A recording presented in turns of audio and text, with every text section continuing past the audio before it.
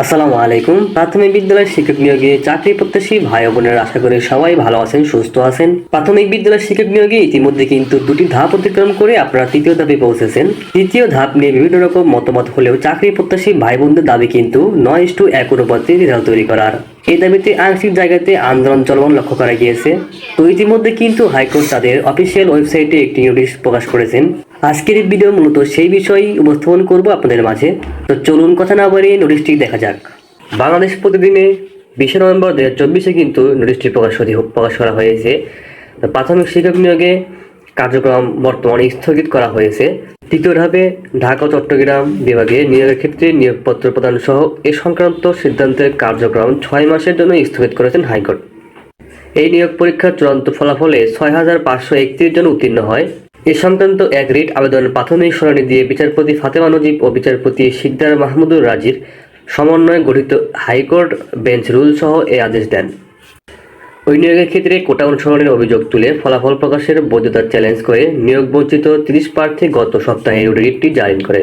প্রাথমিক ও গণশিক্ষা মন্ত্রণালয়ের 11 নভেম্বরের এ সংক্রান্ত আদেশ অনুসারে নির্বাচিত প্রার্থীদের অনুকূলে আজ 20 নভেম্বর নিয়োগপত্র ইস্যু করার কথা হয়েছে। আদালতে রিটের পক্ষে শুনানি করেন আইনজীবী ফয়েজ উদ্দিন আহমদ, সঙ্গে ছিলেন আইনজীবী কামরুজ্জামান ভূঁইয়া। রাষ্ট্রপক্ষে ছিলেন ডেপুটি অ্যাটর্নি জেনারেল নূর মোহাম্মদ আজমি ও আক্তার হোসেন মোহাম্মদ আব্দুল ওয়াহাব। 2023 সালের 14 জুন এই নিয়োগ বিজ্ঞপ্তি প্রকাশ করা হয়। এরপর 6,531 জন প্রার্থীকে নির্বাচন করে গত 31 অক্টোবর নিয়োগ পরীক্ষার চূড়ান্ত ফল প্রকাশ করা হয়। প্রাথমিক শিক্ষা অধিদপ্তরের 31 অক্টোবরের এক বিজ্ঞপ্তিতে বলা হয়, প্রার্থীদের লিখিত ও মৌখিক পরীক্ষার প্রাপ্ত নম্বরের ভিত্তিতে সরকারি প্রাথমিক বিদ্যালয় শিক্ষক নিয়োগ বিধিমালা 2019 অনুসরণ করে উপজেলা ভিত্তিক মেধাক্রম অনুযায়ী নিয়োগের জন্য প্রাথমিকভাবে প্রার্থী নির্বাচন করে তালিকা প্রণয়ন করা হবে। পরবর্তী সময়ে 11 নভেম্বর প্রাথমিক ও গণশিক্ষা মন্ত্রণালয় নিয়োগ আদেশ সংবলিত নির্দেশনা জারি করে।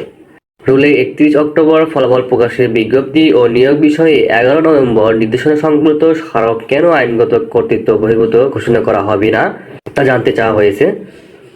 প্রাথমিক ও গণশিক্ষা মন্ত্রণালয়ে সচিব, মহাপরিচালক সহ বিবাদীদের রুলের জবাব দিতে বলা হয়েছে। আদেশের পর আইনজীবী ফয়েজ উদ্দিন আহমেদ সাংবাদিকদের বলেন, জনপ্রশাসন মন্ত্রণালয় গত 23 জুলাই কোটা পদ্ধতি সংশোধনের পর একটি প্রজ্ঞাপন জারি করে।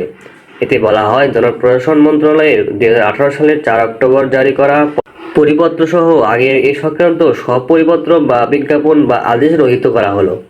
ফলে আগের কোনো আদেশ বহাল থাকছে না। অথচ ওই নিয়োগের ক্ষেত্রে সরকারি প্রাথমিক বিদ্যালয় শিক্ষক নিয়োগ বিধিমালা 2019 অনুসরণ করা হয়েছে।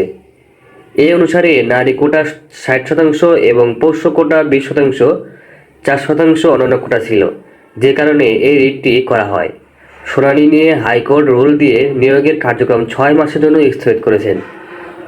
ফলে আগামীকাল নিয়োগপত্র ইস্যু করা যাবে না। বন্ধুরা, আপনারা কিন্তু নোটিশটি দেখতে পেলেন স্ক্রিনে। প্রাথমিক শিক্ষক নিয়োগ কার্যক্রম বর্তমানে স্থগিত রয়েছে। তো প্রাথমিক শিক্ষক নিয়োগের পরবর্তী আপডেট নিউজ পেতে অবশ্যই চ্যানেলটি সাবস্ক্রাইব করে রাখবেন। ধন্যবাদ।